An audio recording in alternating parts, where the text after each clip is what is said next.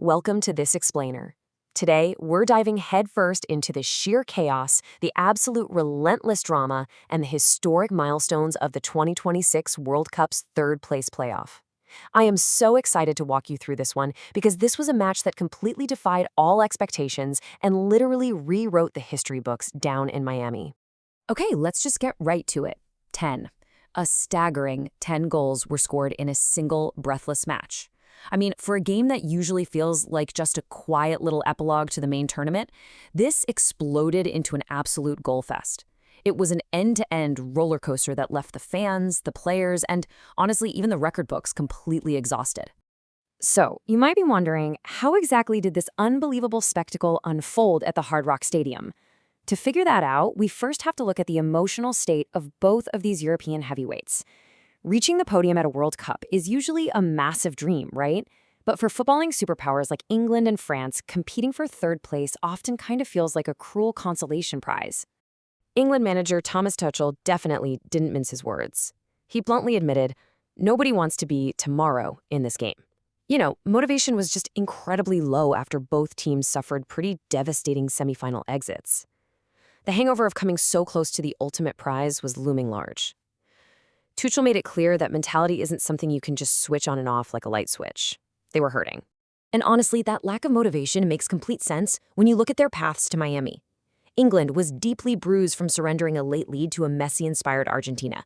They were actually up 1-0 until the 85th minute, only to suffer a crushing 5-minute collapse.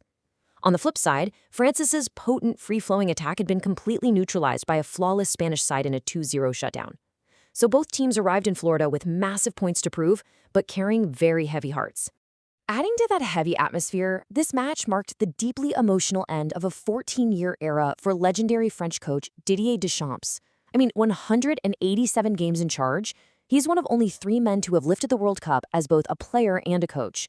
He fundamentally reshaped an era of French football, bringing them 19 World Cup victories. The French squad, led by a super grateful Kylian Mbappé, was fiercely determined to send their iconic manager off with a win. All right, let's get into the tactics. Section 1. Tuchel's tactical masterclass and the aggressive 4-1-4-1. So instead of playing it safe and retreating into that fragile low block that cost them against Argentina, Thomas Tuchel completely ripped up the script. He organized his midfield to make this incredibly aggressive gamble work right from the opening whistle. He used Declan Rice, wearing the captain's armband, as a solitary defensive shield in front of the back four. By putting that immense responsibility entirely on Rice, it meant creative sparks like Morgan Rogers and Eberechi Eze were giving absolute attacking freedom to just go out and hunt for goals. It was a crystal clear signal of intent. Moving on to Section 2, an astonishing first half, also known as the English Blitz. Well, that aggressive gamble paid off immediately. What followed was literally one of the most dominant halves of tournament football we have ever seen. England was sharper, hungrier, and far more clinical, leaving Les Blues totally stunned.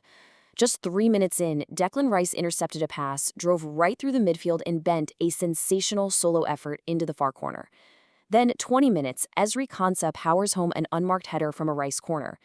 And then Bukayo Saka, who, remember, had been left out of the semi-final, answers the critics in the loudest way possible. He pounces on a rebound in the 37th minute, and then right in stoppage time, rifles a clinical finish from an Eze pass. 4-0, an absolute blitz. Which brings us to Section 3, Mbappe's historic fightback, chasing individual immortality. Because look, you can never, ever count out Les Bleus. Especially not when their captain, Kylian Mbappé, is actively hunting for individual immortality. With the golden boot on the line, the Deschamps made 4 changes at the break, and France came flying out of the tunnel with this terrifying, renewed purpose. Just 3 minutes into the second half, the fight back began. Michael Olise plays a perfectly weighted through ball, and Mbappé calmly lifts his finish past the advancing goalkeeper. But this wasn't just a regular goal. This strike famously tied Lionel Messi's historic all-time World Cup record of 21 goals, and that sparked a sudden, massive French resurgence. The momentum completely flipped just 6 minutes later. A lightning-quick attack caught the English defense totally off guard, and substitute Bradley Barcola races in to slot the ball home, cutting the deficit to 2. England, who had been cruising so comfortably, suddenly looked totally rattled. France had found their second wind, and the comeback was for sure on. And then came the moment of absolute history. 22. In the 66th minute, chaos erupts in Miami. Mbappé bursts into the box, lashes a thunderous left-footed finish into the net, and scores his 22nd World Cup goal. With that single strike, he broke the all-time scoring record, officially moving past Lionel Messi, and suddenly it's a terrifying 4-3 game. All right, our final section, a frantic 10-goal finale, the climax in Miami. So picture this. England's once commanding 4-0 lead is now hanging by a single fragile thread.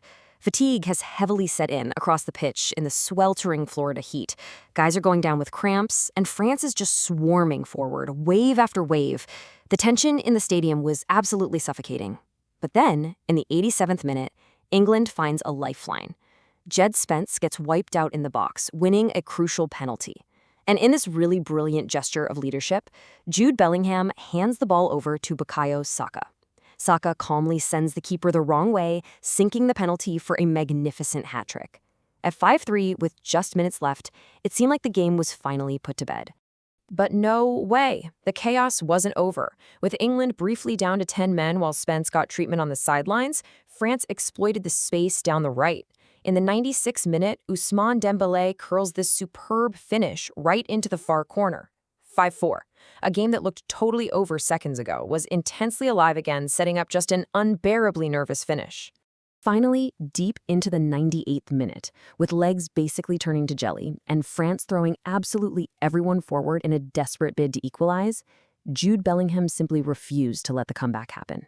He picks up the ball in his own half, powers over the halfway line, dances through an utterly exhausted French defense, and buries an outrageous finish to seal the spectacular 6-4 victory.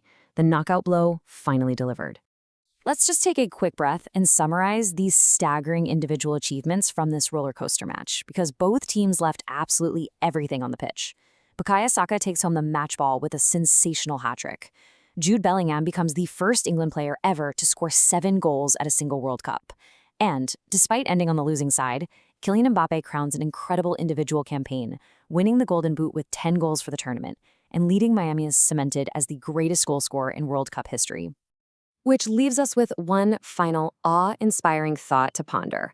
Will the World Cup ever witness another match that transforms from a dreaded consolation game into a historic 10-goal masterpiece? What began as the game nobody wanted to play ended up giving us moments of pure footballing magic that will absolutely be remembered for generations. Thank you so much for joining me on this explainer of a truly unforgettable 10-goal thriller.